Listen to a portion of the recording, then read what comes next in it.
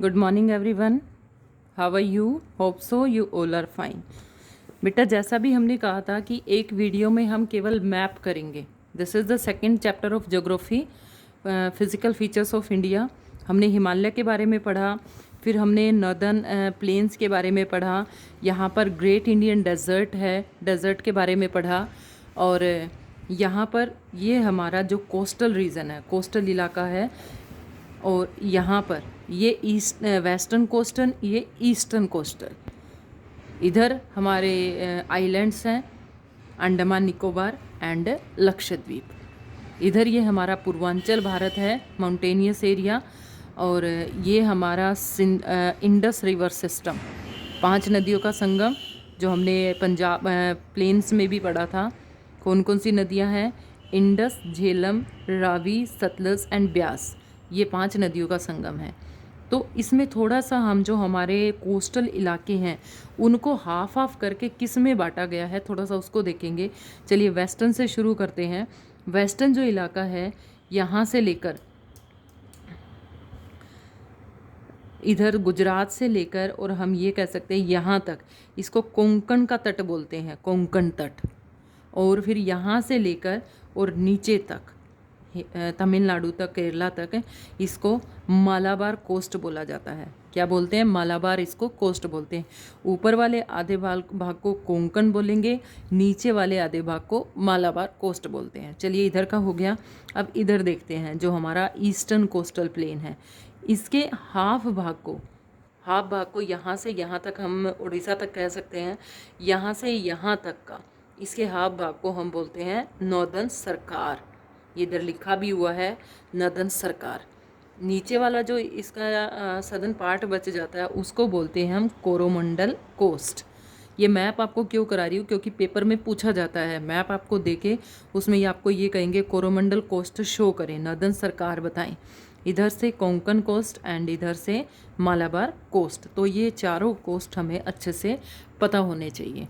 उसके बाद हिल्स पूछ लेते हैं। Garo, Khasi, Jaintia, these are the most important hills. और ये हिल्स आपको दिखाई दे रही होंगी, दीज आर इन मेघालयाज, गारो, खासी, जैंतिया। और मिज़ो हिल्स, ये हमने उधर हिल्स वाले इलाके में पढ़ा ही था इनको। और नॉर्दर्न प्लेन्स का इधर है ये। फिर उसके बाद अरावली रेंज कहाँ पर आती है, ये आप देख सकते हैं, राजस्थान में अरावली रेंज। और उसके बाद गिर रेंज, ये यहाँ पर आती है गुजरात में। और छत्तीसगढ़ में ये छोटा नागपुर प्लेट्यू है। इधर से कई स्टेट इसमें थोड़े थोड़े से ऐड होते हैं। नीलगिरी पहाड़ियाँ कहाँ पर है, नीलगिरी की, वो यहाँ पर हमें दिखाई दे रही हैं। उसके बाद अनाईमुड़ी हिल्स ये हैं। और उसके बाद इधर चलते हैं हम, यहाँ पर वेस्ट बंगाल में डेल्टा पूछ लेते हैं, सुंदरबन डेल्टा। तो सबसे बड़ा डेल्टा है ये सुंदरबन डेल्टा। और कौन कौन सी नदियाँ? गंगा और ब्रह्मपुत्र जब यहाँ पर आती हैं, नीचे गिरती हैं, तो वो दोआब का निर्माण, गंगा और ब्रह्मपुत्र नीचे आते डेल्टा का निर्माण करती हैं वो। तो हाइट वाइज भी यहाँ पर दिखाया गया है कि किसकी हाइट है यहाँ पर, कौन से कोस्ट की या कौन से हिल्स की, फुट हिल्स की। और कुछ थोड़ा सा हमने यहाँ पर देखेंगे, जो हमारा भाग है ऊपर है हिमालय का। K2 पूछ ली जाती है, K2 बताइए। ये K2 है हमारी चोटी। जास्कर रेंज आ जाती है, और शिवालिक रेंज आ जाती है। उसके बाद कैलाश रेंज पूछ लेते हैं। एंड हिमालयास का भाग तो ये है ही। इस तरह से काफ़ी सारा मैप वर्क इसमें दिया जाता है। इंडियन डेजर्ट पूछ लेते हैं, इंडियन डेजर्ट बताइए।